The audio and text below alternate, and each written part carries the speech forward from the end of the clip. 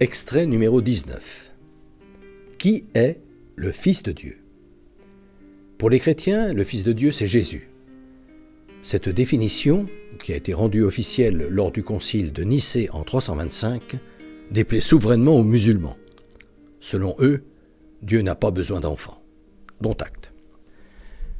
Indépendamment du grand écart qu'il peut y avoir entre l'idée que nous nous faisons du Créateur, celui qui est l'être par définition, et ses créatures, notamment humaines, dont Jésus fait partie, ne l'oublions pas, l'explication que donne saint Athanase d'Alexandrie de la relation entre le Père et le Fils, en nous renvoyant à l'image de la lumière que produit le soleil, pourrait peut-être devenir un facteur d'apaisement entre les différentes façons d'aborder la nature de ce qui relie mystérieusement Dieu et son Fils, si l'on veut bien étendre à l'humanité, comme personnellement je le fais, ce que dit saint Athanase du Fils. Le reflet, lui aussi, est lumière. Il n'est pas une lumière plus tardive que le soleil.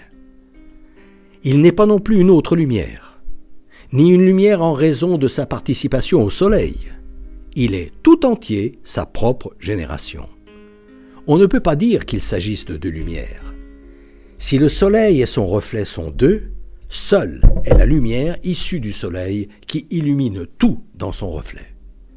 C'est de cette façon que la divinité du Fils est aussi celle du Père. Cela ne vous rappelle pas, au tout début de la Genèse, Dieu dit « Faisons l'homme à notre image, comme notre ressemblance ». Une telle approche ne pourrait-elle pas satisfaire les deux parties ?